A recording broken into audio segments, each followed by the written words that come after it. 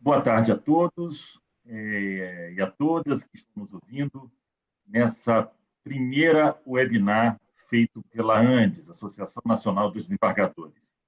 Para a gente é um momento absolutamente diferente, é um momento não só politicamente diferente, mas em termos de associação, em termos de movimento associativo de fundamental importância para as instituições brasileiras, para o movimento associativo brasileiro e na defesa, obviamente, nunca no nosso caso, concretamente, obviamente, de toda a magistratura, mas notadamente na área da segunda instância, né? A ANDES foi criada em 2006, ministro Reinaldo, desembargador Rogério, desembargador Otávio, já vou apresentar todos, em 2006, por um grupo de colegas que entendeu das vicissitudes, que haveria necessidade de uma defesa específica para o segundo grau, ministro, e que havia vicissitudes a serem levadas em consideração na defesa desses interesses. Pois bem, então, criaram em 2006, foram poucos os presidentes até agora, e nós assumimos em 2 meses. De 2 meses para cá, estamos tentando implantar continuar, de certa maneira, né, uma nova estrutura, um novo perfil e assim por diante. O principal perfil na verdade, são as representações. Nós temos uma representação, queremos ter, por enquanto, só temos 8, mas está começando agora. Cada tribunal deste país, a nossa pretensão é que tenha um representante da ANDES, e cada estado dessa federação que tenha um diretor cultural. No caso concreto, o ministro Reinaldo, o desembargador Rogério é o primeiro diretor cultural da ANDES no estado do Rio de Janeiro, e o segundo é do nosso estado natal, o desembargador Jamil Gedeon, que também, obviamente, está nos ouvindo, e que outras lives virão e poderão ser acompanhadas por ele e organizadas por ele. Mas, então, estamos aqui na tentativa de empreender na ANDES, Associação Nacional de Desembargadores, como eu havia dito. E, para isso, nós estamos começando, pela primeira vez, um webinar da ANDES, um projeto que, desde o primeiro momento que eu entrei, chamei Rogério e falei, amigo Rogério, me ajude nesse projeto, porque a gente vai trazer a ANDES para um novo patamar. Está muito famoso o novo patamar, né, nos últimos anos. Muito bem. E aí, então, Rogério, não, vamos vamos abraçar. E hoje, nosso gáudio, nossa felicidade, estamos aqui a inaugurar essa nova época. Infelizmente, estamos aqui longe, afastados uns dos outros, por conta de um momento que estamos passando sem igual no país e no mundo. Nós, desde 1918, não imaginávamos que passaríamos por esse novo desafio, né? Mas eu quero assim, dizer uma palavra importante, dizer que nós não estamos vivendo, nós estamos vivendo um momento de exceção, e nós não estamos vivendo um mundo de exceções, né? A gente já vivia, a gente está vivendo, a gente vem durante os últimos 3 séculos, a humanidade, 5, 6 séculos, a humanidade vem se descobrindo, se redescobrindo, crescendo, e não podemos imaginar que isso será o fim desse crescimento da humanidade, né? Não é possível a gente imaginar, apesar da gravidade da situação, que a gente tem que parar e não nos desenvolvermos mais. Isso é uma coisa para a gente pensar, e o ministro Reinaldo tem várias obras escritas sobre esses pseudo-conflitos ou não pseudo-conflitos que abordam a questão do homem. Muito bem. O nosso convidado é o ministro Reinaldo Soares da Fonseca. O ministro Reinaldo é um conterrâneo, é um maranhense como eu, fomos quase da mesma época, eu eu acho que estivemos na mesma escola, no mesmo momento, mas o ministro, o que o ministro, eu estou aqui com um pequeno, eu, obviamente não vou ler todo o currículo do ministro, mas alguma coisa. O ministro foi ex-procurador do Estado do Maranhão, Rogério Bargador Otávio, olha que figura importante. Ex-juiz de Direito do Distrito Federal e Territórios, ex-juiz federal das seções judiciárias do Maranhão e do Distrito Federal, ex-coordenador do Sistema de Conciliação da Justiça Federal de Primeira Região, ex-coordenador dos Juizados Especiais Federais da Primeira Região, ex-desembargador federal do Tribunal Regional Federal da Primeira Região, hoje ministro do Superior Tribunal de Justiça, professor da Universidade Federal do Maranhão, tem como títulos acadêmicos desembargador Otávio, desembargador Rogério, demais audiência, bacharel em Direito pela Universidade Federal do Maranhão, especialista em Direito Constitucional pela Universidade Federal do Maranhão e Universidade Federal de Santa Catarina, numa parceria, especialidade em Direito Penal pela Universidade de Brasília, UNB, mestre em Direito Público pela Pontifícia Universidade Católica de São Paulo, PUC-SP, doutor em Direito Constitucional pela Faculdade Autônoma de São Paulo, com pesquisa realizada na Universidade de Siena, na Itália, pós-doutor em Democracia e Direitos Humanos pelo Ius Gentium Cambridge, Universidade de Coimbra, autor de diversos artigos jurídicos, autor e coautor de diversas obras jurídicas. Eu vou somente narrar alguns livros publicados pelo ministro. Eu acho interessante, ministro, Vossa Excelência tem todo o direito de lembrar de algum que lhe toque mais, né? Mas eu acho interessante. Princípio Jurídico da Fraternidade no Brasil, em busca de concretização, Revista dos Estudantes de Direito da Universidade de Brasília. Esse é um livro que foi, no meu entender, ele elucidou, ele clareou, e ele inaugurou, desembargador Otávio, senhores, o tal do princípio da fraternidade. É muito interessante essa obra, desembargador Rogério, muito interessante. A outro, Direitos de Fraternidade na Teoria Geracional dos Direitos Fundamentais, um outro livro. Outro, Dualidade da Magistratura na Formação do Estado Brasileiro. Outro, Completude ou Incompletude da Teoria dos Direitos Fundamentais e Sociais, a compreensão dos direitos e deveres fundamentais a partir do princípio esquecido da fraternidade. Você veja que são elementos, que são títulos que a gente pouco vê do Bargador Otávio nesse momento, nesse mundo, né, que vivemos, e mais do que nunca, esses temas, esses títulos atraem e nos atraem a estar aqui junto com ele. Então, eu vou parar por aqui, são vários, eu poderia falar vários, e vou passar a palavra ao nosso ministro Reinaldo da Fonseca para falar um pouco do judiciário durante e pós-pandemia. Ministro, a palavra é sua. Muito obrigado por ter aceito o nosso convite, ministro.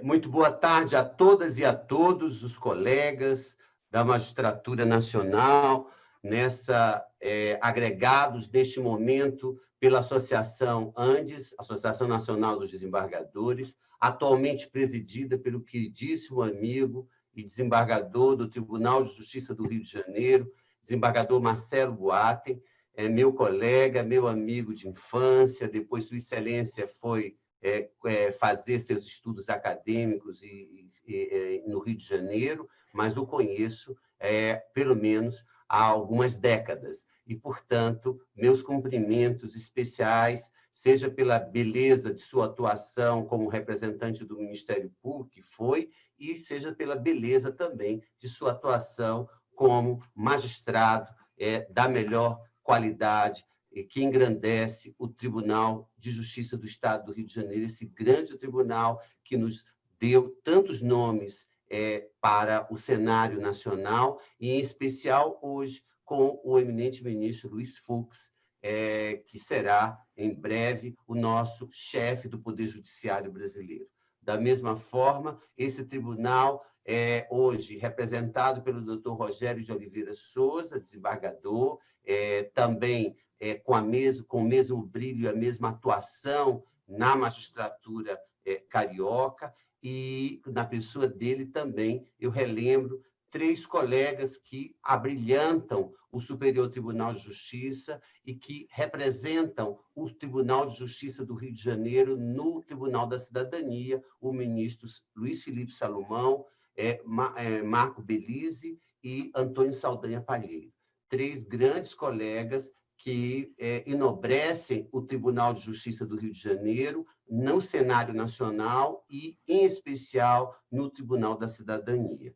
Da mesma forma, eu não posso deixar de fazer um registro muito carinhoso com o desembargador Jamil Gedeon, que também compõe a atual diretoria da ANTS e que é meu amigo também e que já foi ex-presidente do Tribunal de Justiça do Estado do Maranhão, ex-presidente do TRE do Maranhão e também ex-procurador-geral de Justiça do Estado do Maranhão.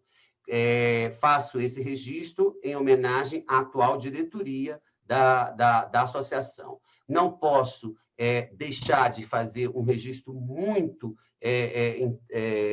pessoal e carinhoso na pessoa do desembargador Otávio Portes, que vem do grande Tribunal de Justiça de Minas Gerais, este tribunal que tem dado também aos tribunais brasileiros, aos tribunais superiores, grandes nomes, e não só na jurisprudência, mas na doutrina. É um tribunal de doutrinadores e que também representa a literatura e a cultura jurídica nacional com nomes que elevam e que engrandecem tanto as letras quanto as letras jurídicas, né? Tanto a cultura, a poesia, a literatura, quanto o próprio direito.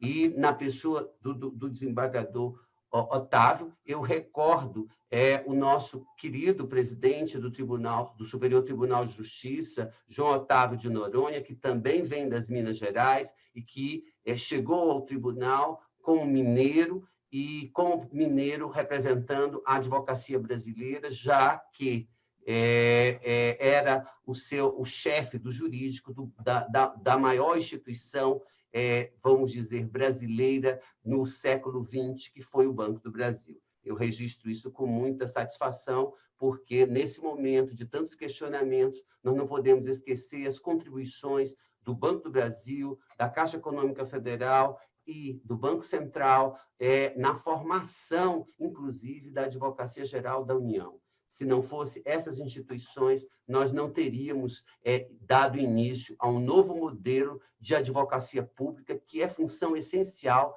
dentro do sistema de justiça. E, da mesma forma, não posso esquecer a minha querida amiga lá, que é do Cerro, minha presidente, sempre presidente, a Suzete Magalhães, que foi a primeira mulher presidente do Tribunal de Justiça, do Tribunal Regional Federal da Primeira Região. Esse tribunal, que embora não seja o maior do país em termos de quantitativos de processo, mas é o maior do país em termos de extensão territorial. Talvez o maior tribunal do mundo de apelação em termos de extensão territorial, porque abarca 80% do continente brasileiro, vamos dizer assim, e me permitam dizer assim. O TRF da Primeira Região abarca todo o norte do país, todo o meio norte, Maranhão e Piauí, a Bahia, Minas Gerais e o nosso centro-oeste. Portanto, a ministra, a Suzete Magalhães, foi a sua primeira mulher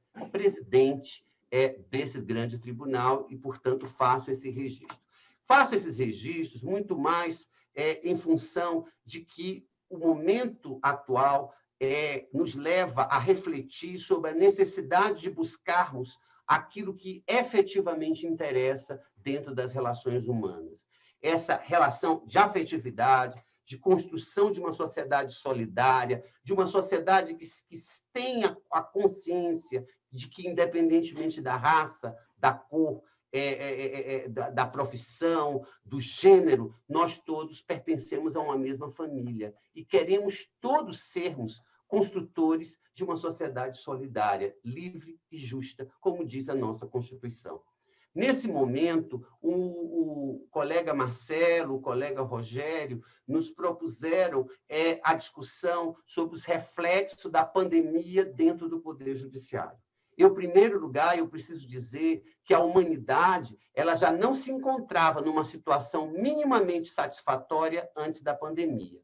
Como exemplo, eu lembro as crises humanitárias, os deslocamentos populacionais forçados, as perseguições xenófobas, os conflitos étnicos, a dizimação de etnias indígenas, as imigrações derivadas de regimes autoritários, e também em função de problemas geográficos e a exclusão social, as desigualdades sociais. Eu digo isso porque, antes mesmo da pandemia, nós tínhamos, desembargador Marcelo, 24 milhões de pessoas no país sem habitação, 12% da população, vivendo à margem daquilo que se considera de habitação mínima. E o que é pior, 35 milhões de pessoas sem água potável. E, pior ainda, 104 milhões de pessoas sem rede de esgoto, o que importa em 49,2% da nossa população sem rede de esgoto. Isso provocou, recentemente, uma posição do Poder Legislativo em relação ao marco de saneamento, em que se discute, isso daí daria uma outra discussão, uma outra live, uma outra conversa, mas em que se discute a necessidade de se estabelecer, até 2033, 90% da população tendo acesso ao rede de esgoto e 99% da população tendo acesso à água potável. Por que eu estou trazendo essas informações? Porque, em função deste dado, nós já tínhamos praticamente 15 mil mortes e 350 mil internações por ano em decorrência da falta de saneamento básico. São dados estatísticos publicados, estão na imprensa, e, portanto, nós todos já podemos refletir sobre o que passávamos antes da pandemia. Logo, a pandemia chegou e atingiu a todos nós, de todas as classes. Todos nós fomos obrigados a discutir nossa liberdade, a discutir o princípio da igualdade e para discutir também como nós poderíamos construir uma sociedade que se propõe solidária, que se propõe fraterna pelo texto constitucional, preâmbulo e artigo 3º, e num momento de tantas desigualdades sociais. Dizem que o século XIX, tivemos a Revolução Francesa, isso para não chegar a discutir esses princípios a partir de autores mais antigos ou de personalidades mais antigas dentro da nossa história. Tivemos a nossa Revolução Francesa, que resgatou esses conceitos necessários para uma sociedade democrática, embora naquele momento também tivéssemos ainda somente a substituição do sangue pelo poder de dinheiro dos burgueses da época, e muitos estavam fora desse processo democrático, tais como as mulheres, as pessoas que produziam, mas que não tinham propriedade, não tinham imóveis, mas naquele momento se discutia liberdade, igualdade, fraternidade.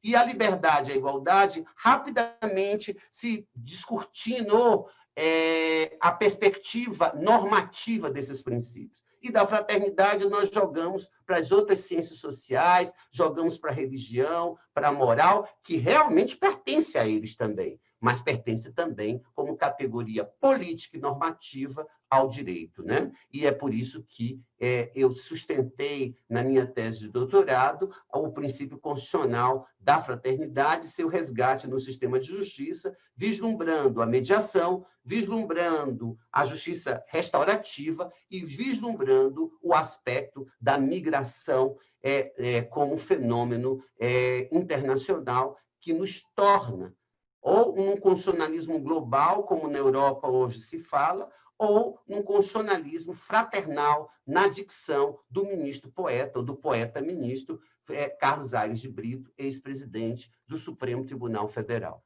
Portanto, a pandemia marcou de maneira indelével a natureza de obrigações que os países assumiram no cenário internacional e evidenciou as desigualdades sociais.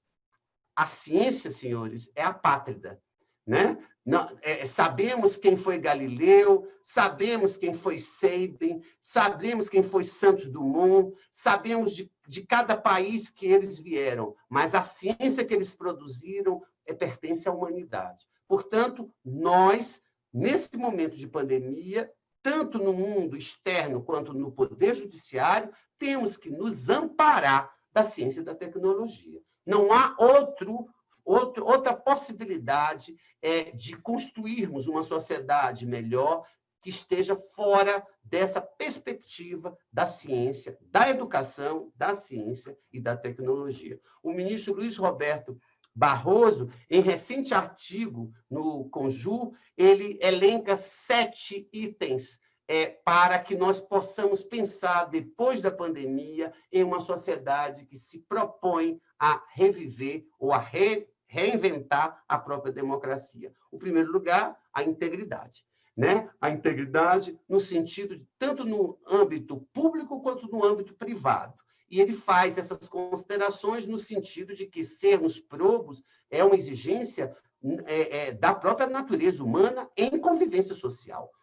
O princípio da igualdade. Não podemos pensar numa sociedade desigual como a nossa de não reconstruirmos o princípio da igualdade. Nessa perspectiva, dizem que o século XIX foi o século da busca da liberdade. As pessoas eram escravas, embora hoje ainda existam alguns modelos de escravidão, outros tipos de modelo.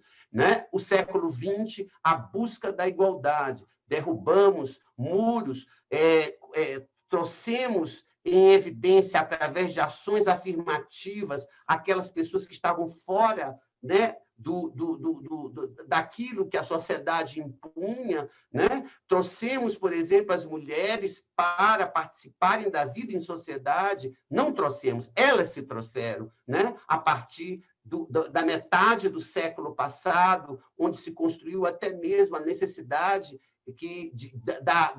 a possibilidade da sua participação política dentro da sociedade brasileira, por exemplo. A humanidade, portanto, nesse século, se propõe, século XIX, liberdade, século XX, igualdade, e século XXI, a pandemia. Aliás, que não é uma novidade. Essa pandemia já existiu no início do século, em outra proporção, e que já existiu também em outros momentos da história, com resultados e quantidades de enfermos assustadores, com óbitos, inclusive, com números expressivos de todas as pestes que a humanidade já teve. Portanto, nesse século é o século da fraternidade, que não significa uma superação das outras duas questões, liberdade e igualdade. Ao contrário, significa a revalorização desses dois princípios, fazendo com que os muros que separavam o mundo do capitalismo e o mundo do comunismo, do socialismo, encontrasse um elo dentro da história capaz de reavivar pessoas, homens livres, homens que propõem uma igualdade, embora sejamos diversos e desiguais, e, ao mesmo tempo, homens que pertencem a uma mesma família humana. Aquilo que o ministro Luiz Edson Fachin, em recente palestra no TRF da 4ª Região, fala que, após a pandemia, precisamos repensar a pedagogia da solidariedade, como a cultura do cuidado com os idosos e mais carentes. Isso concretiza, diz o ministro Fachin, a fraternidade. Devemos evitar a naturalização de padrões de comportamento discriminatórios. Por que falo isso? E aí entro no primeiro ponto relacionado ao Poder Judiciário. Por quê? A pandemia demonstra para nós novidades dentro da discussão do próprio Poder Judiciário. Começando pela competência legislativa. O Supremo foi obrigado a se manifestar de forma rápida a respeito de quem era competente dentro da pandemia para regular as relações dos homens em sociedade. E o Supremo Tribunal Federal, em matéria de saúde, de educação, proclamou a competência concorrente entre a União, os Estados-membros e os municípios, que constituem, como todos nós sabemos, uma peculiaridade do federalismo brasileiro. Isso já foi uma grande discussão e que eu parabenizo a Suprema Corte por ter sido tão rápida no sentido de regular este tema que causou tantos conflitos dentro do federalismo. Da mesma forma, a Suprema Corte de Justiça Nacional foi chamada para decidir sobre a Lei de Responsabilidade Fiscal em tempos de pandemia. Dentro daquela visão do ministro Barroso de integridade, de solidariedade, de igualdade, de competência, de educação, de ciência e tecnologia, o Supremo deu uma mitigação à própria interpretação da Lei de Responsabilidade, considerando um período de exceção, não uma vida de exceção, mas um momento de exceção causado pela enfermidade. Isso era indiscutível. Da mesma forma, em relação às obrigações tributárias, o Supremo Tribunal Federal, juntamente com os tribunais deste país, construíram exatamente, ou confirmaram exatamente a perspectiva, pelo menos, de um diferimento deferido pelo Poder Legislativo em relação à carga tributária. E isso deu consequências também na esfera trabalhista, ao ponto de termos uma revolução dentro da perspectiva daquilo que se chama de vínculo empregatício e daquilo que se chama de prestação de serviços como autônomo, a pejotização, como alguns discutem. Esse tema já estava antes da pandemia e, com a pandemia, isso se transformou, evidentemente, numa questão extremamente interessante dentro das relações brasileiras. Da mesma forma, eu estou citando alguns exemplos, só para que a gente veja de que, nesse curto espaço de tempo, quantos temas vieram à tona para o Poder Judiciário. A exigência de um CPF para o auxílio emergencial, isso chegou até o Superior Tribunal de Justiça, chegou até decisão do ministro João Otávio de Noronha, exatamente em função de que o governo, para evitar fraudes, estava a exigir um CPF. E, ao mesmo tempo, aquelas pessoas que estavam à margem das relações formais, algumas não tinham CPF e tinham que regularizar. Mudou também as relações de trabalho. Até nós, do Judiciário, fomos obrigados a nos equiparmos com o regime do teletrabalho, da teleaudiência, da telesessão, da videoconferência, do modelo virtual. Isso daí, quer queiramos ou não queiramos, tivemos que nos adaptar. Então, quer dizer, mudou completamente as relações e provocou, dentro do Supremo Tribunal Federal, por exemplo, também questões muito polêmicas, tais como as operações policiais em regiões do Estado, proibindo a atuação da polícia sem uma justificativa e sem uma remessa de justificativa ao Ministério Público, que é o órgão de controle externo da polícia. Isso apenas para lembrar o que já causou dentro do Poder Judiciário. Da mesma forma, o Supremo foi chamado para decidir a respeito da proteção dos índios, né? dos indígenas dentro da pandemia, porque existem índios que não estão, entre aspas, aculturados, e nem devem estar, porque têm sua própria cultura, e tem os outros índios que estão mais aculturados dentro daquilo que nós chamamos de cultura da população brasileira. E isso, evidentemente, tem que ter um tratamento especial por parte do Poder Executivo, por parte dos órgãos que compõem o Poder Executivo e com a preocupação do Poder Judiciário, de todos nós, juiz de primeiro grau, juiz do segundo grau, juiz dos tribunais superiores, todos nós temos que dar efetividade aos comandos constitucionais referentes aos índios, aos negros e aquelas camadas da população que, por razões históricas, estiveram fora daquilo que nós pactuamos como normal dentro de uma sociedade que se diz não racista, mas que tem revelado, ao longo da história, sinais de racismo estrutural e que merece ser examinados pelo próprio Poder Judiciário com essa visão iluminista, com essa visão civilizatória, tal como o professor Luiz Roberto Barroso, e aí digo e faço homenagem ao UERJ, à Universidade Estadual do Rio de Janeiro, por tê-lo em seus quadros como um dos maiores expoentes do direito constitucional brasileiro. Da mesma forma, eu recordo que nas nossas relações do cotidiano, nós tivemos problema com o uso das máscaras, né? Com a liberdade de ir e vir, a liberdade de circulação e o controle sanitário nos aeroportos, a questão dos transportes coletivos, a questão do monitoramento dos celulares em função dos equipamentos existentes para controle de isolamento social, são todas questões muito importantes e que todos nós, juízes, somos chamados para decidir, e aí me faz lembrar o grande problema do acesso à justiça. Por que estou dizendo isso? A Constituição de 88, ela escancarou as portas do Poder Judiciário. Isso tem um dado, uma simbologia extremamente importante, na medida em que ela trouxe dentro do sistema de justiça, como função auxiliar, função essencial à atividade jurisdicional, a Defensoria Pública, que veio preencher o primeiro obstáculo do acesso à justiça.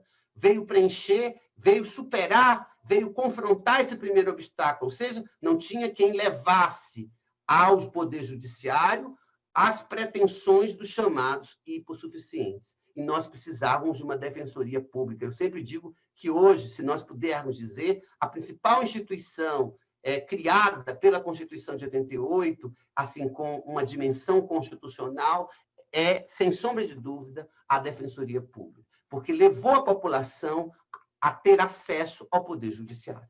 Isso provocou uma estatura extraordinária dos juizados especiais estaduais, juizados especiais da Fazenda Pública e juizados especiais federais. Nós do Judiciário, o Judiciário em si não é mais o mesmo depois da Lei 9.099, depois da Lei de 2001 da Justiça Federal e da Lei da Fazenda Pública de 2009. Somos outro Judiciário. Isso é extremamente importante. Mas, ao mesmo tempo, o país, o sistema judiciário do mundo, do Brasil, talvez seja o maior do mundo. Nós somos hoje 92 tribunais, doutor Marcelo. Temos o maior número de processos em tramitação em todo o mundo, cerca de 80 milhões de processos, segundo o Conselho Nacional de Justiça. E tivemos o maior avanço na digitalização. Hoje temos 108 milhões de causas. Hoje não, em 2018, o dado estatístico que eu tenho, de 2008 a 2018, foram 108 milhões de causas virtualizadas ou digitalizadas dentro do Poder Judiciário. Desde a violação ao direito do consumidor, a complexos crimes contra a administração pública, desembargador Otávio, tudo se judicializa no país. E, evidentemente, a contribuição do escancaramento das portas do Poder Judiciário por todos nós desejados, como cidadão. Mas devemos lembrar que o acesso à justiça é um acesso multiportas. Não é um acesso em que a porta é apenas o aparelho estatal chamado Estado Juiz, Poder Judiciário. O acesso à justiça pode se dar através de movimentos da mediação, da conciliação e da arbitragem. O acesso à justiça pode se dar também, evidentemente, por outras formas de composição, de negociação. Nos Estados Unidos são inúmeras, não só essas três que citei, duas autocompositivas, uma heterocompositiva. Nos Estados Unidos temos outras, na Europa, da mesma forma. Os dados, portanto, doutor Rogério, desembargador Rogério, os dados não deixam dúvidas de que o brasileiro tem amplo acesso à justiça, muitas vezes de forma gratuita e a custos baixos. Aparentemente, torna-se mais fácil procurar o judiciário do que resolver conflitos de forma extrajudicial. O problema é que a manutenção dessa estrutura, e eu tenho que dar aqui meus aplausos ao CNJ, meus aplausos à ministra Ellen Grace Norfleet, que iniciou esse movimento de mediação, de conciliação, como um movimento institucional, embora isso seja fruto de todo um trabalho dos nossos colegas de primeiro grau. Eu tenho colegas extraordinários que, no início do século XX, já trabalhavam de forma muito intensa no sentido da mediação e da conciliação nos conflitos judicializados. Lembrem vocês, eu fui juiz de direito do Distrito Federal e Territórios com muita honra, né? Isso fui juiz federal. Lembrem vocês do caos que foi o final do século XX, até o final do século XX, em relação ao sistema financeiro da habitação. Famílias desesperadas assinavam os pactos com a Caixa Econômica, com outro agente financeiro, e quando chegava em determinado momento, não conseguiam pagar as suas prestações e corriam para o judiciário. E nós acabávamos dando liminares para fixar um valor de prestação. E, no final, a questão chegava até o Supremo. E, chegando no Supremo, voltava para execução, para executar, e se descobria que uma dívida de 100 era 99 ou 101.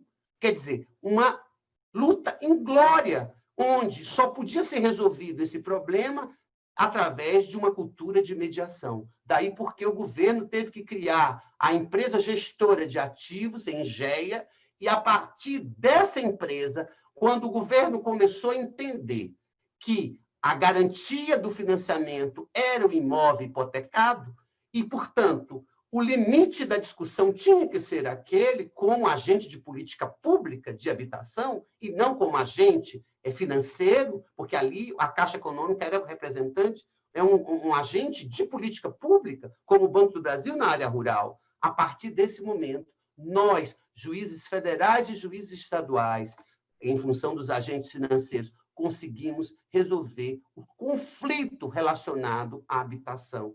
E hoje temos conflitos na área de habitação, mas não na proporção que tínhamos. Eram caminhões na porta, tirando pessoas chorando. Era um conflito generalizado, e nós todos que temos pelo menos 50 anos, 40 e poucos anos, 60 anos, vivemos, com certeza, essa experiência que nos custou demais. Portanto, essa ideia do acesso à justiça, e que a ministra Ellen Grace, em 2005, deu a noção institucional, isso com a experiência dos colegas de primeiro grau, a quem eu rendo as homenagens, né? E que estabeleceu esse movimento de conciliação, esse processo, desembargador Marcelo, chegou a ter 109 milhões de processos em tramitação na administração do ministro Lewandowski. Isso dito por ele. Portanto, se nós já conseguimos baixar para 79 milhões de processos, é sinal de que este movimento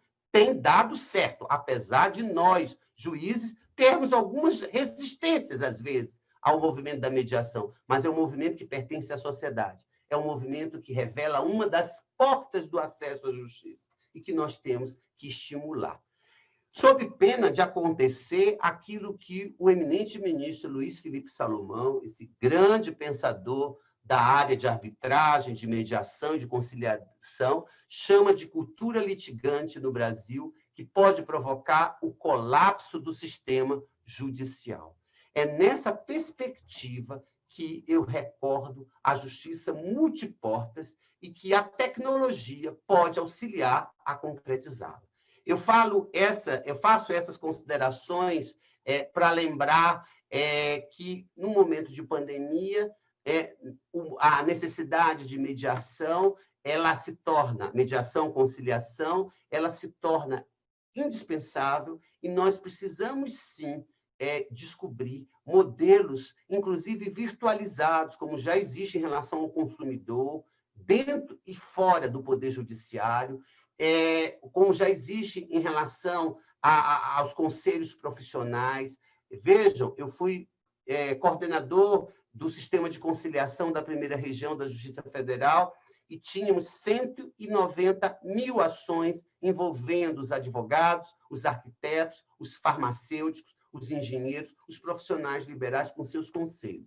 Isso é uma loucura, né? A São Paulo, a terceira região, tinha 180 mil ações dessa natureza. E nós conseguimos reverter boa parte dessas ações, inclusive no estado do colega desembargador Otávio, com o Conselho Regional de Engenharia, que queria propor cerca de 35 mil ações de uma só vez, e eu tive que ir lá conversamos, fornecemos as instalações da Central de Conciliação de Minas Gerais, uma casa ao lado dos prédios da Justiça Federal, e conseguimos reduzir bastante essa litigância, esse encaminhamento dos conflitos para o Poder Judiciário, através desse estímulo que nós temos que dar ao próprio tecido social. Nessa perspectiva, sem sombra de dúvida, os meios tecnológicos eles se fazem presentes e são indispensáveis, são necessários para a construção de um judiciário melhor. Aqui nós estamos vivenciando o reflexo de tudo isso.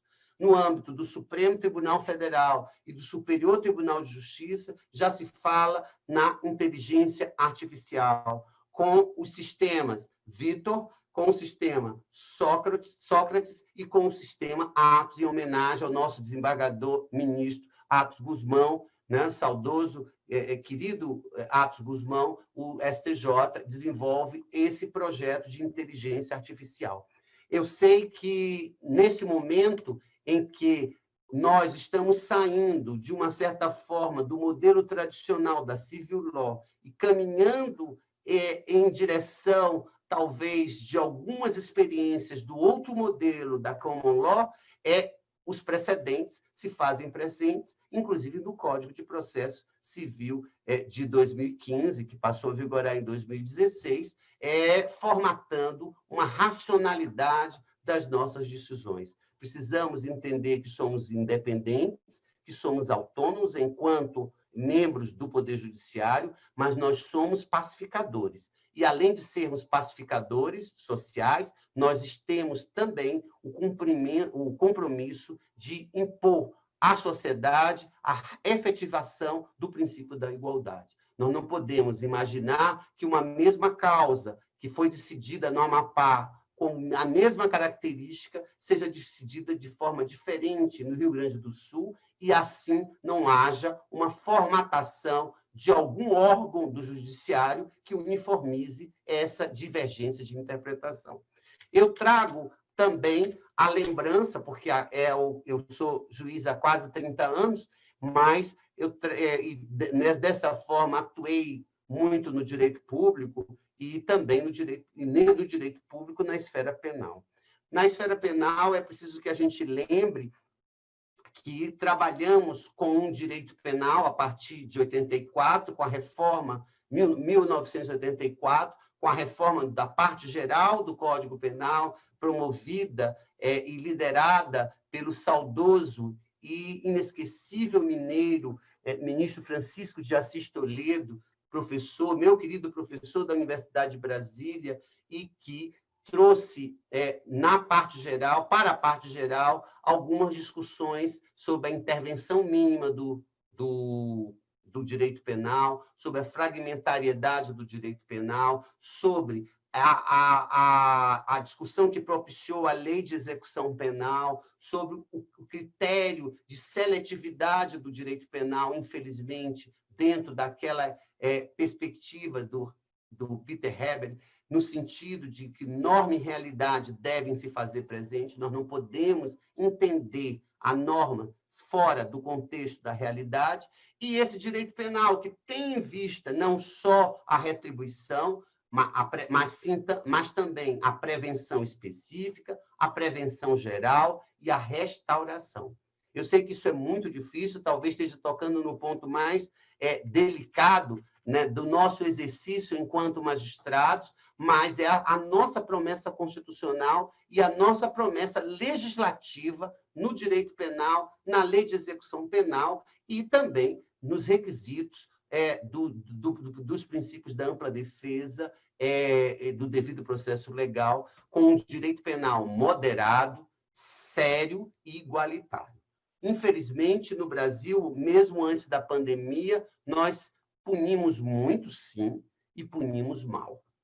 Punimos mal porque devemos ter a separação, e aí entramos no aspecto de política criminal, do joio do trigo, separando a macrocriminalidade. Veja, o mundo virtual está levando além do aspecto de 320 bilhões de dólares em matéria de tráfico internacional no mundo de drogas, está levando também 600 bilhões de dólares em matéria de crimes cibernéticos. Vejam a proporção dos crimes cibernéticos. E esses crimes atingem todos nós, ricos e pobres. Todos nós que somos invadidos nas nossas contas bancárias, que somos invadidos através de fake news, de sites falsos, e assim por diante, apenas para lembrar um exemplo. Em momento de pandemia, todavia, desembargador Marcelo, e diante da necessidade de isolamento social, são tênues as possibilidades de aplicação do direito penal àqueles que desrespeitam o protocolo e facilitam o contágio pelo coronavírus. Nesse momento, eu recordo que no nosso Código Penal nós temos 4 tipos penais: o tipo penal do artigo 131, o tipo penal do artigo 132, o tipo penal do artigo 267 e o tipo penal do artigo 268. Nesse momento de pandemia, que dizem respeito ao perigo, ao contágio, e esses tipos penais vêm logo à discussão a respeito da figura do dolo, né? Da vontade, né? Do elemento anímico desse tipo de crime, a perspectiva do crime ser crime de perigo abstrato, né? Mas, em alguns tipos penais, o resultado, por exemplo, morte, pode ser um agravamento na pena, ou então a caracterização de um homicídio, e aí é uma discussão teórica que eu não vou entrar mesmo, porque o tema não é o tema do direito penal. Mas apenas para lembrar a perspectiva do direito penal dentro do Poder Judiciário, decorrente do descumprimento de regramentos ou de indicações da ciência e da tecnologia em relação ao tecido social. Mas eu tenho uma posição a esse respeito de que o direito penal, nesse ponto, não é a melhor resposta. Nós estamos lidando com a vida humana, com a saúde pública, e que, portanto, o direito penal até pode ser aplicado em determinados casos, mas não tem a amplitude, nem a capacidade de combater o espraiamento da pandemia. Medidas pedagógicas, como propaganda intensiva, sanções administrativas, como multas, são muito mais efetivas porque têm aplicação mais rápida e efetiva. Isso não sou eu que estou dizendo, mas o nosso queridíssimo professor da Universidade de São Paulo, ex-secretário nacional de Justiça, o professor Pia Paolo Cruz Bottini, que é uma referência no tema e que eu recordo em homenagem à Universidade de São Paulo. Portanto, o direito penal não é nem de longe a melhor solução para a crise que vivenciamos. O próprio encarceramento, aliás, ameaça a efetividade do combate sistêmico à pandemia, dado o deplorável estado do sistema prisional brasileiro. E aí eu entro nesse outro aspecto, que é o aspecto que o Supremo Tribunal Federal, utilizando de uma interpretação de constitucionalidade não europeia e nem tampouco norte-americana, mas sim da Suprema Corte colombiana, né, que é o estado inconstitucional de coisas que o Supremo Tribunal Federal declarou em relação ao sistema carcerário brasileiro. sejamos punitivistas ou garantistas, nós temos uma realidade que o pobre do juiz da execução penal é que tem que resolver. Ele tem 800 mil pessoas, me parece que são atualmente 755 mil pessoas, em estabelecimentos prisionais. E só comportam 420 mil. Eu estou arredondando porque eu não estou com o dado exato, porque todo dia isso tem mudado, especialmente depois de uma resolução do Conselho Nacional de Justiça, que foi a Resolução 62, nesse momento de pandemia. Portanto, nós temos uma realidade assustadora, no sentido de que os juízes da execução penal são obrigados, ou os juízes brasileiros estão convivendo com uma situação que devem garantir a dignidade humana, que devem garantir a não impunidade, porque esse compromisso com uma sociedade fraterna não é compromisso com impunidade, é compromisso com a realização de uma sociedade mais justa, mais livre e mais igualitária, né? É um compromisso que, evidentemente, nos causa preocupação num sistema carcerário brasileiro, de não separarmos o joio do trigo, a macrocriminalidade que campeia, e nesse ponto, hoje, nós já temos instrumentos legislativos extremamente importantes, lei da organização criminosa, lei da lavagem de dinheiro, a possibilidade da figura de um colegiado, e a existência de presídios federais que não foram feitos para receber presos federais, foram feitos para receber líderes de facção criminosa, líderes de organização criminosa, a fim de separar, doutor Rogério, o joio do trigo, e a fim de viabilizar o caráter retributivo, preventivo e, ao mesmo tempo, restaurador. No estado do desembargador Otávio, temos experiências fantásticas na área carcerária com as chamadas APACs. Quer dizer, eu estou falando do estado do desembargador Otávio porque eu conheço a experiência, mas eu sei que em todo o Brasil já temos 73 APACs em formatação, em funcionamento, em consolidação, que são modelos de justiça restaurativa. Num evento acontecido na administração da ministra Carmen Lúcia Antunes, quer dizer, na administração anterior ao ministro Toffoli, tivemos um evento nacional dos juízes de execução fiscal na Justiça Federal de Belo Horizonte, e a abertura deste evento foi feita com um coral de presos em estabelecimentos prisionais em regime fechado, liberados pela juíza de execução penal, e um coral que, consequentemente, demonstra que é possível, sim, nós, quer dizer, eram juízes e presos, né? Ouvindo os juízes, ouviam os presos que fazem parte desse coral e que, efetivamente, emocionou a todos nós com essa experiência vivenciada pelos colegas de Minas Gerais, no sentido de levar a execução penal para as artes, para a educação e para a cultura, como forma até mesmo de remissão da pena, como determina a lei de execução penal. Nesse momento de pandemia, nós temos um diferencial. Segundo o professor Pier Paolo, em recentes artigos, houve uma diminuição dos crimes patrimoniais, furtos, e uma elevação daqueles crimes chamados de violência doméstica e crimes cibernéticos, e, consequentemente, com reflexo nos crimes de lavagem de dinheiro.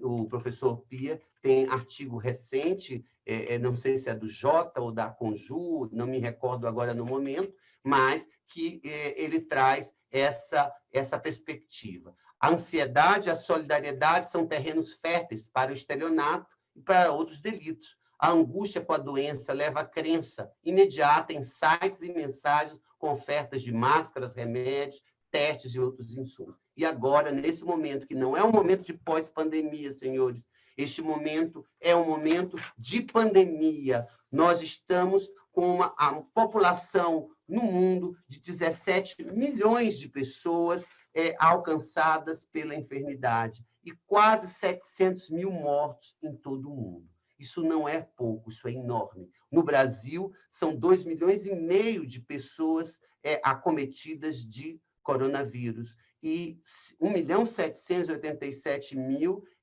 aproximadamente já curadas, mas 90.383 pessoas que foram a óbito. Portanto, não pensemos nós que já estamos no momento pós-pandemia. Ao contrário, aqui do Distrito Federal, o momento é de preocupação, exatamente no sentido de que o alastramento dessa enfermidade ainda está se fazendo presente e, portanto, nós precisamos ter a solidariedade necessária nessa perspectiva. Eu recordo, doutor Marcelo, ainda no sistema carcerário brasileiro, e sistema carcerário em relação ao sistema carcerário no mundo, que nós, brasileiros, o Brasil, sejamos punitivistas ou garantistas, hoje somos o terceiro país do mundo com maior encarceramento. E somos a 6ª ou 7ª população mundial. Portanto, há alguma coisa de errada nesta proporção, mesmo para aqueles que entendem que não há um super encarceramento, e eu não vou discutir esse tema exatamente porque não é o tema dessa live, né? Eu recordo que isso tudo nos leva a uma reflexão de que, na Europa, entre os anos de 2000 e 2015, influenciados pelas diretrizes do Tribunal Europeu de Direitos Humanos, reduziu sua população carcerária em 21%. As Américas, no mesmo período, registraram um aumento de 40%, muito influenciada pelo ritmo brasileiro. Enquanto os Estados Unidos aumentaram sua população carcerária em 14%, o Brasil aumentou de 2000 a 2015 em 170%. Portanto, é apenas para que a gente possa refletir e ver que, nesse momento de pandemia, em que o sistema carcerário também compromete e muito a política de isolamento, foi em boa hora que chegou a Resolução 62 do Conselho Nacional de Justiça. Isso não significa que é uma porta aberta para todos aqueles que estão condenados, de forma nenhuma. Significa que nós vamos reafirmar a ordem jurídica, significa que vamos reafirmar a não impunidade, mas que vamos trabalhar com medidas preventivas de isolamento, agilizando as saídas de um regime para o outro. Isso a própria lei de execução nos encaminha, lei de execução penal, nessa perspectiva, o bom comportamento, as pessoas que estão no grupo de risco, em função de enfermidades, de idade, e a Resolução 62 trouxe a proposta de redução do fluxo de entrada nas prisões, medidas preventivas para a realização de audiências judiciais, suspensão das audiências de custódia, ação conjunta com os executivos locais para preparar planos de contingência e apoio aos planos decididos pelas administrações penitenciárias em relação às visitas. Eu reconheço que, nessa perspectiva, os números que nós temos não demonstram bem a realidade, porque, em função da pouca existência de testes nos presídios, só 25% dos testes, eu tenho dado aqui, só 23 mil pessoas foram testadas, o que representa um percentual de menos de 3% da população carcerária.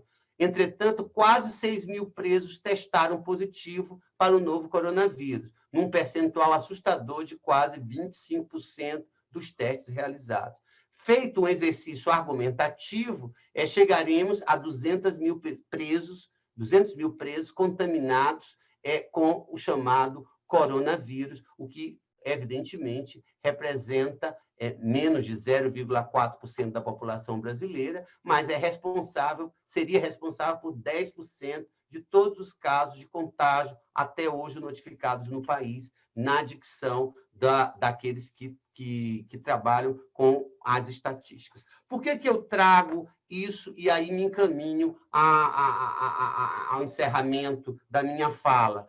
Porque, nesse momento de pandemia, vimos, através dos vários ramos do direito, toquei em vários pontos, embora não possa elencar, comentar cada decisão, mas lembrei, todos nós somos magistrados, estamos acompanhando a jurisprudência, lembrei, por fim, a questão penal, que me parece extremamente séria e que nos parece com uma necessidade enorme de darmos uma resposta de efetividade ao próprio direito penal como última ratio da humanidade, como última ratio dos conflitos judicializados, mas, ao mesmo tempo, de não perdermos a noção de que precisamos encaminhar o aspecto carcerário e da justiça penal para uma perspectiva restaurativa, que não é aquela justiça piegas e não é a justiça que só tem em vista o ofensor.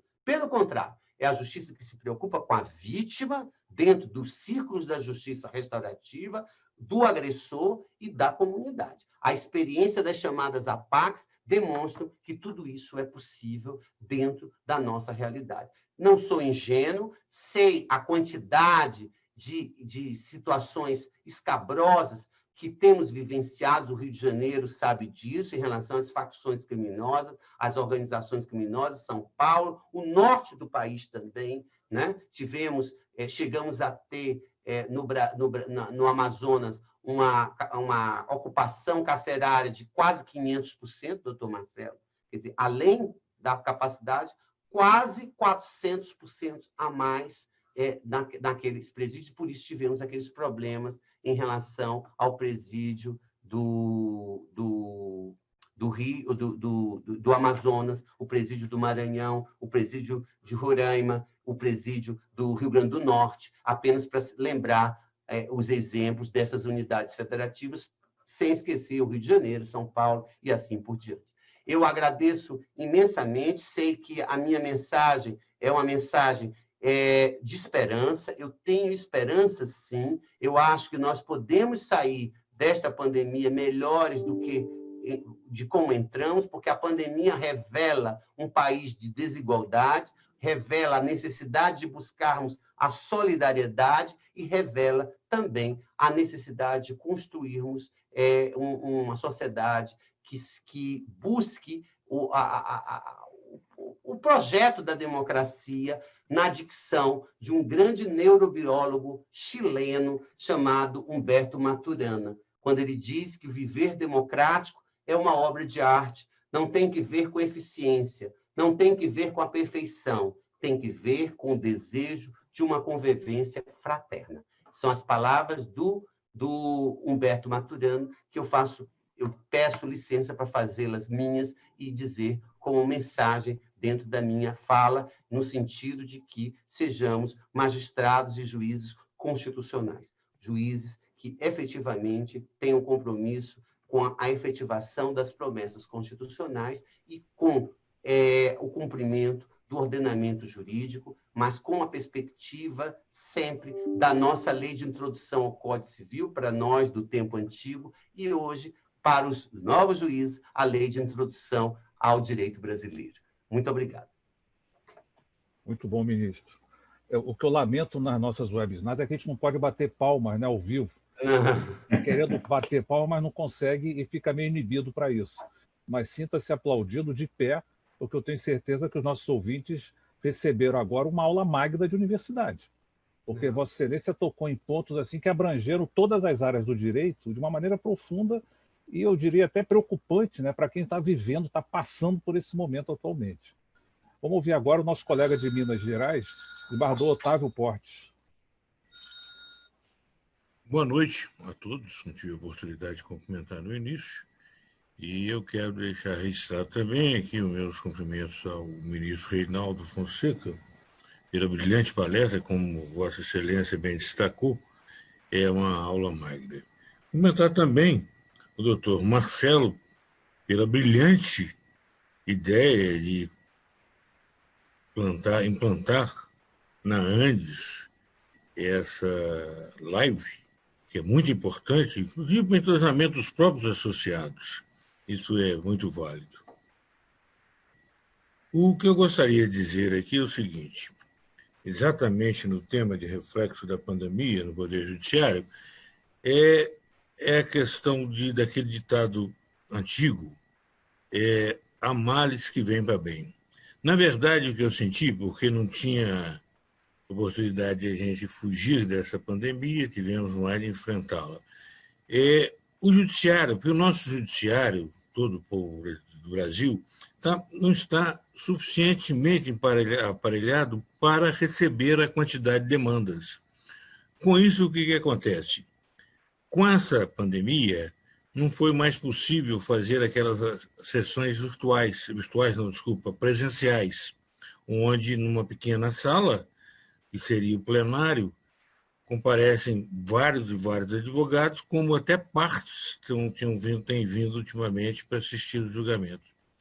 Com essa questão da conferência, da virtualização dos processos, basta dizer que desde o início da pandemia nós julgamos decisões em 22 milhões de processos e sentenças, acórdão e outros mais de 1 milhão, num período de 4, 5 meses. Então, voltando ao que eu havia dito, exatamente há males que vêm para bem. Eu acredito que agora a sua ampliação das decisões, das sentenças e dos julgamentos virtuais, nós vamos atender à ansiedade do povo brasileiro, que é a justiça, e não um processo que tem ficado adormecido por aí. Então, é mais ou menos essa a minha manifestação. Mais uma vez, parabéns a todos, e o nosso tempo já está quase esgotando, devolvendo a palavra a Vossa Excelência. Obrigado, desembargador e colega. Eu achei muito interessante essa palestra, esse assunto que o desembargador Marcelo iniciou, essa nossa jornada de webinar, porque eu, como membro do Poder Judiciário do Estado do Rio, eu tenho que parabenizar o nosso Poder Legislativo local. Assim como várias assembleias legislativas e várias câmaras municipais do Brasil inteiro, elas atentas, os vereadores, os deputados atentos a essa situação que, queiramos nós, será transitória, eles acabaram discutindo e promulgando uma série de legislações que vieram ao encontro das necessidades atuais do momento de pandemia. Então, várias legislações vieram a lume tratando de problemas específicos afetados pela pandemia, que é a questão da saúde e a questão econômica. Uma interfere na outra. Se você não tem gente comprando, você diminui a produção, você tem que mandar empregado embora. Então, é um grupo só de atividades que acabou sendo alvo da legislação estadual e da legislação municipal. Então, o que eu me preocupo aqui é que o nosso Poder Judiciário, e aí eu digo até o Supremo Tribunal Federal, que é o gestor da constitucionalidade das leis, ele deve estar antenado para esse momento de transitoriedade. Porque todas essas leis, de uma maneira quase que automática, estão sendo questionadas perante o Supremo Tribunal Federal sob a pecha de serem constitucionais. Mas queiramos nós, e vamos acreditar nisso, que nós, enquanto cidadãos, enquanto contribuintes, enquanto membros do Poder Judiciário, temos que acreditar que o Supremo Tribunal verá essas leis como leis necessárias e inevitáveis para enfrentar o momento da pandemia. Então, não podemos ter os nossos olhos como se estivéssemos no mundo de antes. O mundo de hoje exigiu que o legislador estadual, o legislador municipal, até mesmo autorizado pela decisão do Supremo Tribunal Federal, enfrentasse localmente, regionalmente, o problema que lhe era afeto. E o que ele fez? Fez o que ele tem que fazer. Fez leis. O legislador fez leis. Agora, todos os interesses envolvidos nessas leis, imediatamente, de uma maneira brutal, levaram a questão da constitucionalidade para o Supremo Tribunal Federal. Então, eu quero acreditar que o nosso Poder Judiciário ele vai ter um momento antes e depois da pandemia. Mas no momento durante a pandemia, ele tem que olhar para esse rol de legislações que veio a lume de uma maneira que nós estamos vendo hoje. Se o momento hoje exigiu medidas drásticas, o legislador estadual, o legislador municipal, adotou medidas drásticas. Então, compete a nós, membros do Poder Judiciário, receber essas demandas com olhos na nossa realidade atual, que será transitória. Nós vamos ficar em pandemia pelos próximos 100 anos, queremos acreditar que não, mas que nós vamos ter que dar soluções visando esse momento. Eu sinto um exemplo pequeno, a questão do aluguel hoje, de uma loja comercial. Com a pandemia, a loja quase que fechou, diminuiu a renda, e o proprietário não pode querer manter o valor do aluguel no mesmo patamar que era antes. Aí nós vamos propor aqui, vamos negociar, vamos fazer uma pré-conciliação. Mas o problema no nosso país são as grandes corporações de banco, de financeiras, de escolas, de universidades, que é difícil sentar junto às grandes corporações que têm vinculações no estrangeiro para se negociar. Então, nós estamos vendo hoje os tribunais sendo abarrotados por questões transitórias, temporárias, decorrentes da pandemia. Então, nós temos que ter uma visão do momento e temos que julgar essas questões com os olhos postos na pandemia, que é a questão saúde e economia. Então, assim, a palestra do ministro foi muito ilustrativa, porque chamou atenção para esse ponto. O colega de Minas Gerais também atuou, que viu que quantos milhões de decisões nós fomos capazes de dar, mesmo recolhidos em casa, por questões de segurança de saúde, mas o Poder Judiciário no Brasil não deixou de funcionar, embora saibamos que existem atos processuais, existem audiências que só se podem realizar o famoso face-to-face. E o desembargador Marcelo Burrat é um defensor do nosso tribunal aqui no Rio de Janeiro, de que devemos voltar imediatamente ou prontamente, ou o mais rápido possível, às atividades presenciais. Estamos caminhando para isso. Mas o mais importante é que as nossas decisões judiciais atendam às exigências do momento de pandemia. É isso que eu peço aos colegas, peço aos nossos ouvintes, e que enquadrem a nossa situação como uma situação de excepcionalidade. Nós não podemos julgar uma constitucionalidade hoje com os olhos postos antes de março de 2020. A questão hoje é totalmente diferente, porque o próprio Supremo disse, não, vocês estados, vocês municípios têm que resolver, local e regionalmente. Então, esse apelo, essa distinção, que eu entendo que o nosso Poder Judiciário vai ter que fazer daqui para frente, é fundamental para que nós possamos valorizar a atividade dos outros poderes, que é o Poder Executivo e o Poder Legislativo, que foram chamados a resolver problemas que são difíceis. Nós sabemos que os poderes executivos hoje estão com uma demanda de soluções que eles não estavam preparados para isso, como nós também não estávamos. E são eles que vão ter que dar as soluções. Agora, quando essas questões vierem tocar a nós, Poder Judiciário, que nós tenhamos soluções visando esse momento da pandemia. Então, esse apelo que eu faço, assim, no sentido de colaborar, para a importância desse momento nosso, importância histórica, mas de vital importância para as nossas decisões judiciais. Nós não podemos julgar hoje como nós julgávamos em janeiro. Não podemos. Hoje temos que julgar com os olhos postos uma situação de excepcionalidade que vai terminar, mas hoje é excepcional. Então, presidente Burrat, devolvo a palavra aqui, porque realmente o assunto ele é viciante. Bom, continuar, depois a gente faz os agradecimentos, mas o ministro Reinaldo conseguiu ir muito além de quem imaginou o tema, né, Rogério? Isso é muito interessante. Quando se imagina o tema, ministro Desembargador Otávio, a gente imagina o tema focado em determinado ponto e a gente vê as várias matizes que o tema atrai. A inteligência humana é uma coisa realmente intrigante, porque o ministro conseguiu trazer uma visão muito maior do que o próprio tema. E, ministro, quando eu digo isso, eu falo pelo seguinte, nós temos, eu tenho dado várias entrevistas, logo depois, posicionamentos, logo depois, para chegar à seguinte resposta: o que será o novo normal, né? A pandemia, quando acabar, eu deixo bem claro, porque não é hoje, né? Eu digo, mas a pandemia, né? Vamos supor que amanhã tenhamos uma vacina. Amanhã. Muito bem. Então, vamos chamar o depois da manhã como pós-pandemia, hipoteticamente. Um sonho. Muito bem. Como é que o judiciário se portará no pós-pandemia? Então, esse novo normal,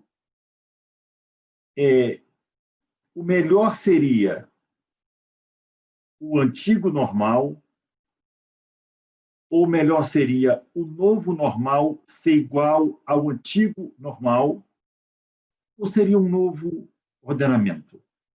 Essa é uma infinidade. Essas perguntas perpassam por vários colegas que operam e são operadores do direito. Então, o que se vê, o que eu tenho imaginado, ministro, só pontuando, embargador Otávio, é que, como poder que somos, ministro, nós não podemos deixar de estar perto do jurisdicionado. E o que eu, recentemente, eu recebo agora uma mensagem do presidente da OAB do Rio de Janeiro, que é o Luciano, advogado Luciano, e ele faz um questionamento aqui para o senhor, ministro.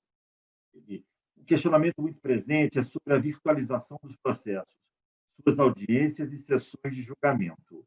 Esse sistema vai continuar após a pandemia? O ato presencial em audiências e julgamentos vai voltar? Eu só fiz um introito dessa pergunta e passo ao senhor, até por homenagem ao nosso presidente da OAB, não é, Rogério? Você me desculpa, mas ministro Reinaldo, depois eu queria ouvir também o Rogério e o desembargador Otávio sobre isso. Desembargador Marcelo, em primeiro lugar, quero agradecer as considerações do colega Rogério, do colega Otávio, de Vossa Excelência também, no sentido de que esse tema é um tema muito amplo e eu não toquei sequer numa das perguntas que aqui está vindo em relação ao direito de contratos, as discussões a respeito do chamado Pacto Sunt Servanda ou da cláusula rebus sic stantibus, que isso vai provocar um vetor interpretativo que leve em conta uma situação de excepcionalidade. Não nos esqueçamos que vários empresários brasileiros, pequenos empresários, estão indo a uma situação de fechamento de suas portas, e isso, evidentemente, vai ter repercussões nas chamadas recuperações judiciais, vai ter repercussões nas varas de falência, de recuperação, vai ter repercussões nas varas cíveis na área de contratos, etc.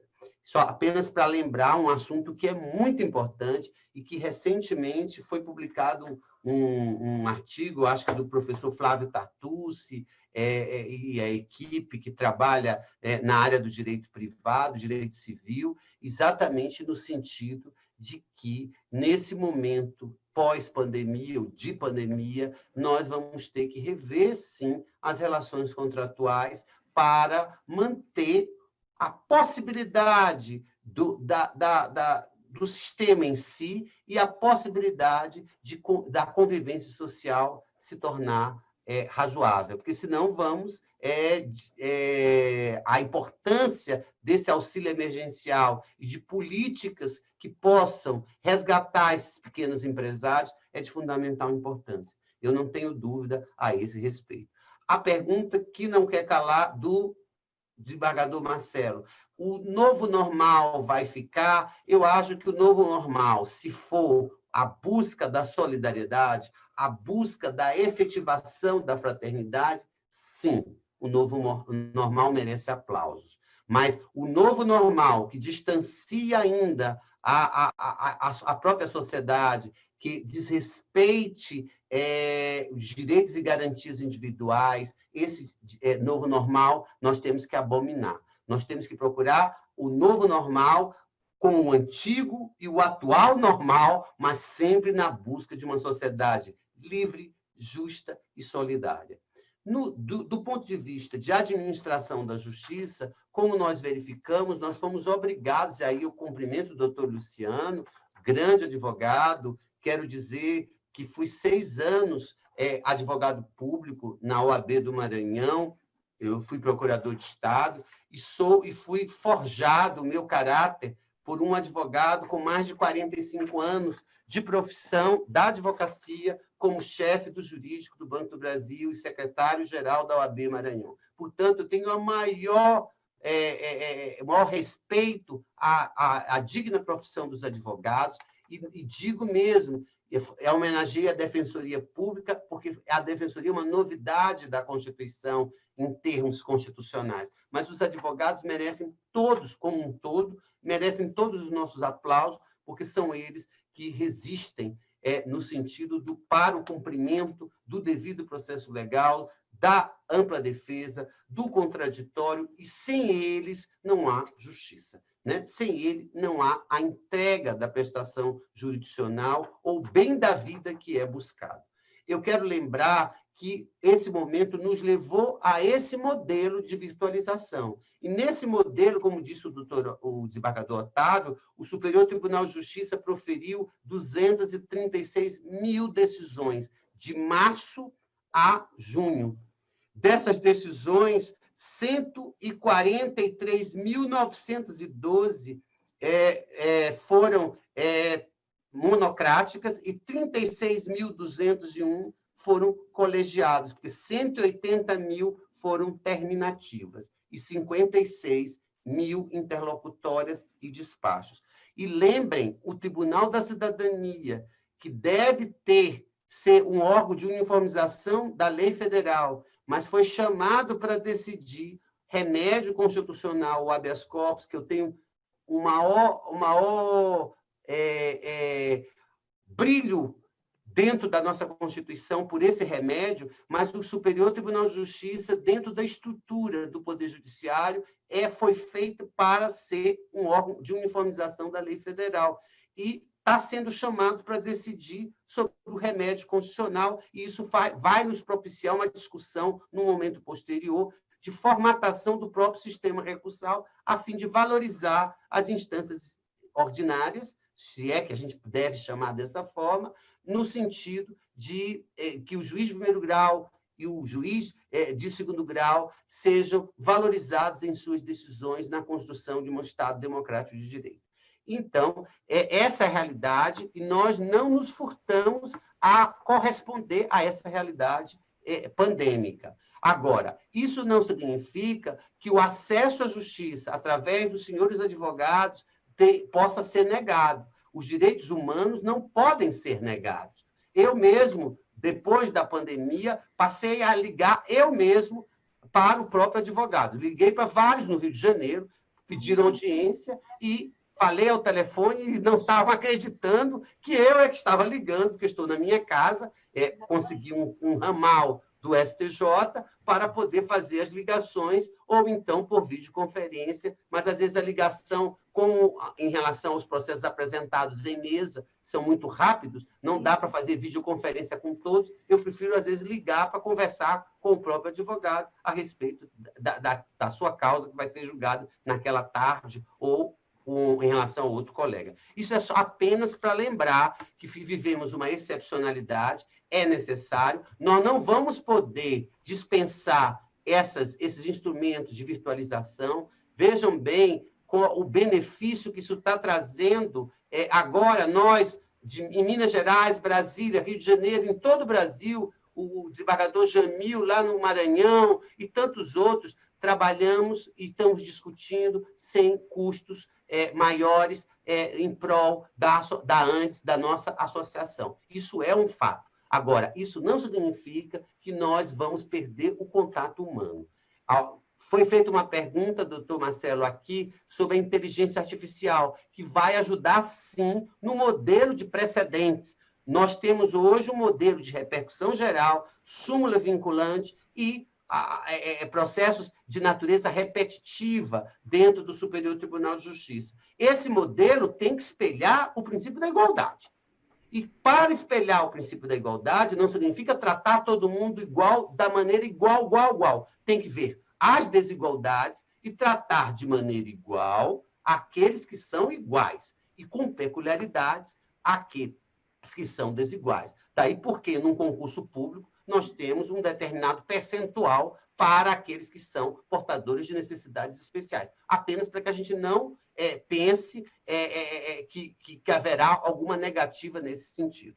Portanto, respondendo objetivamente ao doutor Luciano, penso que o novo normal vai acolher o modelo presencial que sempre existiu, mas vai permitir também a utilização do modelo virtual para otimizar a resposta do Poder Judiciário à própria sociedade. Eu sei que isso é um trabalho cultural, é um trabalho dia após dia, e que nós precisaremos trabalhar em conjunto, advogado, membro do Ministério Público, Justiça e academia. Não nos esqueçamos da academia. Ministro, eu vou trazer aqui, antes de passar para o desembargador Otávio, o ministro, o atual corregedor nacional e futuro presidente do STJ, casa que Vossa Excelência, com brilhantismo,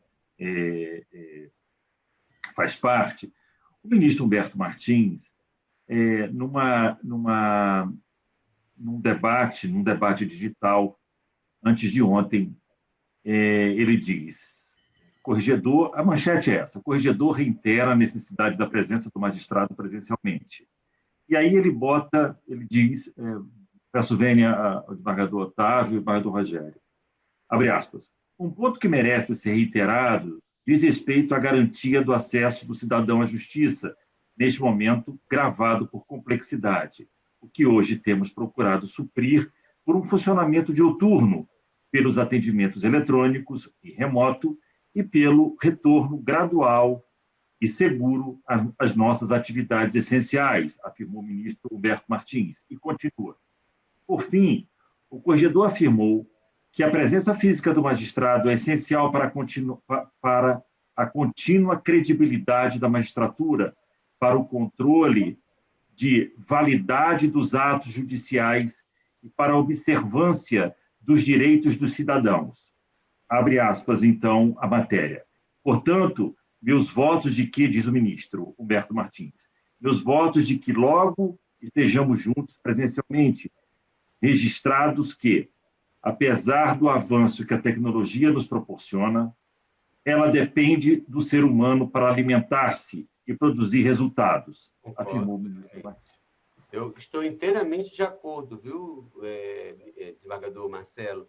Foi o que eu disse. Nós vamos voltar ao modelo presencial aos poucos, né? Porque o país é continental e, portanto, realidades...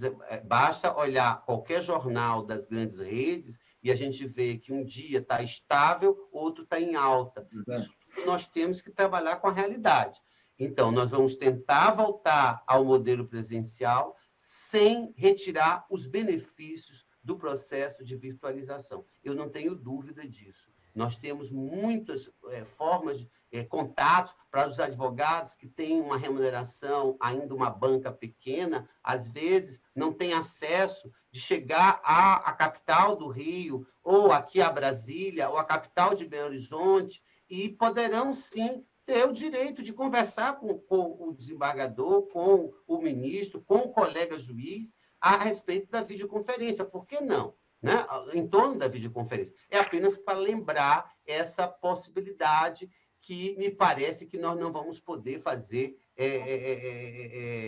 retirar essa vantagem, né, da tecnologia. E digo mais, a inteligência artificial deverá vir para ajudar na formatação e no trabalho do juiz, mas não dispensará o contato humano com o jurisdicionado. Eu disse, qual foi a minha fala? O judiciário da justiça comum, nós da justiça comum, justiça estadual, justiça federal, somos justiça comum. Nós, justiça comum, somos outra coisa depois dos juizados especiais estaduais e federais. Não há discussão. Hoje, a população reconhece o judiciário muito em função desse trabalho extraordinário dos juizados especiais. E isso é um contato humano, é um contato de aproximação. Exatamente. Portanto, estou inteiramente de acordo com o ministro Humberto Martins. Vamos ouvir, então, a palavra do colega de Minas, o desembargador Otávio Portes. Eu vi, presidente, atentamente. Eu estou com um questionamento aqui do advogado do Rio de Janeiro, doutor Luciano. Ele está perguntando se esse sistema de virtualização dos processos vai ser prorrogado, vai continuar ou não. Obviamente que sim, porque isso nós pretendemos dar um esvaziamento muito grande nos processos, como há momentos atrás eu mostrei esses dados. Agora, eu gostaria apenas de lembrar que nós somos 152 desembargadores aqui em Minas, para uma população de 25 milhões, uma extensão territorial, talvez não é um dos maiores estados do Brasil. Então, é impossível esse contato diretamente com o cliente, como sugerido, porque, na verdade, o que vai ocorrer é atrasar mais ainda os processos. Os processos não funcionam a ser acumulados. Então, eu vejo, por exemplo, a sessão de julgamento, quando é presencial, porque nós já estamos adotando anteriormente a pandemia, ou virtualização, muitas vezes iniciávamos uma sessão 10 horas da manhã, e às 10 horas da noite, né, às 22 horas, não tinha terminado ainda. Os advogados todos ali esperando. Alguns advogados viajam ainda quilômetros para chegar aqui no Tribunal de Justiça. Nós temos essa extensão territorial, é muita distância. Então, hoje, eu estou vendo com a virtualização do nosso processo aqui, o advogado ele promove a sua sustentação oral no seu próprio escritório, e nós todos assistindo ali. Isso é muito importante e muito bom, econômico, né? Não é dispendioso para os advogados, e é uma questão muito interessante essa, porque, com devido respeito àqueles que entendem o contrário, não é a presença do advogado que vai influenciar alguma coisa, demonstrar alguma coisa a mais. Pode perfeitamente demonstrar através de vídeo. E mais um detalhe, alguns desembargadores no Brasil, alguns em Minas, mas no Brasil, só aceitam, muitas vezes, receber o advogado com o advogado da parte contrária. Porque aí o que acontece? Não vai haver nenhum tipo de convencimento ou de injustiça. Então, o que eu penso é isso, com devido respeito a todos aqueles que têm entendimento contrário. É interessante esse tema, e me parece que a justiça ela é conservadora por natureza, e talvez essas indagações dos advogados vão seguindo essa nossa cultura de ser conservador. Eu só posso lembrar que quando se instalou a máquina elétrica, a datilografia elétrica, foi uma resistência daqueles antigos escrivães. Quando se instalou a banca única, não sei se nos outros estados tem isso, mas também houve sempre uma resistência. Eu já brinquei com o desembargador Marcelo, nosso presidente, que em 2030, poucos estudantes de direito vão saber o que era uma sessão presencial. Poucos. Porque nós estamos naquela geração de transição. O normal vai ser esse. E vou dizer por quê. Porque é mais econômico. E a economia que mexe com a gente. Se a gente pode alcançar o mesmo resultado gastando menos, por que não fazê-lo? É como disse o colega de Minas, o desembargador Otávio, não é a presença física do advogado ao seu lado ou na sua frente que vai mudar alguma coisa. Nós aqui estamos frente a frente. É a mesma coisa. Então, essa questão de ser presencial ou não, isso é um resquício da nossa cultura de conservação, que o judiciário ele custa mudar. Ele custa mudar. É da natureza nossa. Nós vivemos assim porque nós temos códigos para seguir. E para mudar esses códigos aí de comportamento, de atuação, de gestão, leva um tempo. Eu indago aqui aos senhores, aos colegas aqui, quanto vai custar manter os nossos palácios judiciários no futuro, na próxima geração, porque é um gasto de manutenção enorme, quando hoje está tudo num disquete de computador. A gente não precisa mais desses espaços grandes, ainda mais tendo o nosso webinar. Agora, disquete não, pendrive. Pendrive, exatamente. Estou lá atrás, né? Estou lá atrás. Mas digo assim, se não fosse o webinar aqui, se não fosse a tecnologia, seria impossível essa nossa reunião agora aqui com várias... Doutor Rogério, eu quando falei na questão presencial, é o colega que mora na sua comarca, próximo da população, que faz o atendimento, como o Ministério Público também, né? Esse contato é muito bom, é muito importante, inclusive para que nós, como juízes, possamos ser melhores, decidirmos de acordo também com a realidade, né? Conhecer a realidade. Né?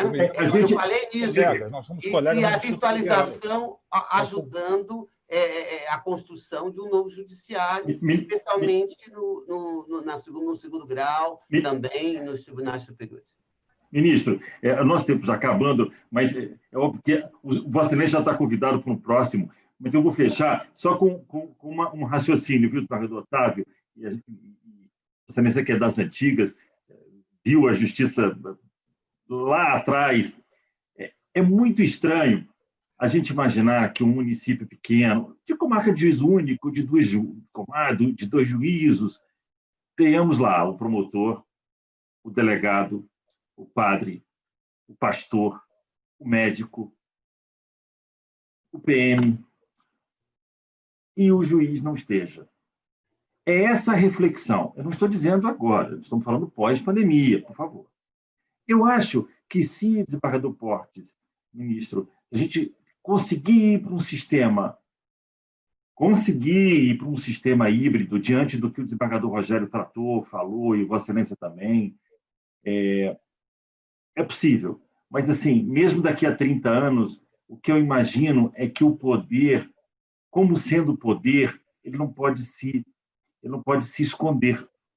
E eu acho que a tela, diria o desembargador Portes, desembargador Burrati, Marcelo, a gente não está escondendo, nós estamos... Eu entendo, mas eu acho que há dois tipos de visualização nesses casos. É muito importante o judiciário estar perto dessas comarcas pequenas. Mas é só para a gente deixar pronto para o próximo encontro. Eu vou dar só 1 minuto para cada um para tecer as considerações finais e a gente tem que acabar.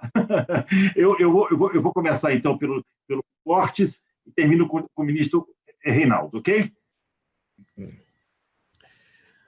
Presidente, eu agradeço o convite, estou muito honrado e nas próximas vezes espero também ser novamente convidado e que esses novos caminhos que estamos trilhando aqui pela Andes, eu tenho certeza absoluta que virão novos associados. Então, sucesso para todos, é o que eu tenho a falar. Rogério. Eu quero agradecer a participação e quero, mais uma vez, parabenizar o nosso presidente. Eu fui associado da Andes no início, depois me desfiliei, e quando eu vi que o desembargador Marcelo ia concorrer ao cargo de presidente, eu falei, não, você ganhando, eu volto a me filiar, e eu fiz publicamente assim. Eu sou entusiasta da tecnologia, eu sou um usuário, tanto é que eu falei em disquete aqui, não sei. Eu brigo muito com o meu filho que tem que me ensinar isso, e os filhos têm que ser assim, né? Tem que ser assim. E aí, mas eu sou um entusiasta. Eu acho que a justiça não pode ficar atrás. Não pode ficar atrás. Nós não podemos confundir o acesso à justiça com acesso ao juiz, porque às vezes se confunde isso. Nós temos que estar abertos a receber as ações, as reclamações, os recursos, tudo. E temos que julgar rápido. É isso que a população quer. Talvez ela nem queira saber qual o nome do juiz que julgou o seu caso. Ela quer saber que, na realidade dela, o locatário inadimplente foi posto na rua. Ela quer saber disso. Então, assim, eu acho que a justiça tem que entrar nessa questão da tecnologia urgentemente, sem medo. Sem medo. E vamos gastar muito menos e produzir um trabalho de muito mais valia para toda a sociedade. Parabéns a todos e obrigado pela oportunidade. Ministro, é com o senhor.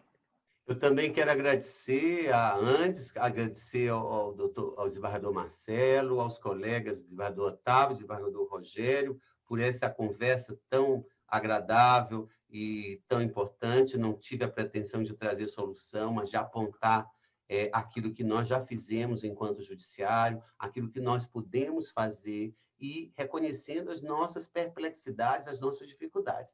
Eu me lembro nessa hora, para que não digam, Marcelo, que nós estamos puxando para Gonçalves Dias, para Arthur Azevedo, Aloísio, Graça Aranha, Josué Montelo, Ferreira Goulart. Eu lembro Minas Gerais, Guimarães Rosa, desembargador Otávio, quando ele disse que o correr da vida embrulha tudo. A vida é assim, esquenta, esfria, aperta e daí afrouxa, sossegue e depois desinquieta. O que ela quer da gente é coragem. É isso, que a Andes tenha a coragem de discutir esses temas tão difíceis e encontrar caminhos da ponderação, do bom senso, no sentido de que tenhamos uma sociedade livre, justa e fraterna. Muito obrigado.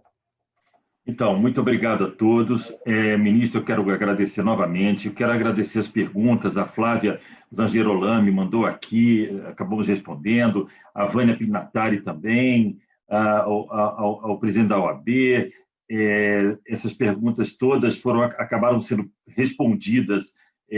A Carolina também mandou uma pergunta, acabaram sendo respondidas dentro da explanação e das perguntas nossas e acabaram se fundindo como uma amálgama a esse debate. Agradeço a todos. Vamos partir para o segundo, terceiro. O ministro já está convidado para um próximo, com o tema que o senhor escolher. Muito obrigado, ministro. Obrigado, desembargador Otávio, desembargador Rogério. Um abraço a todos que estão nos ouvindo e nos escutando. Muito obrigado.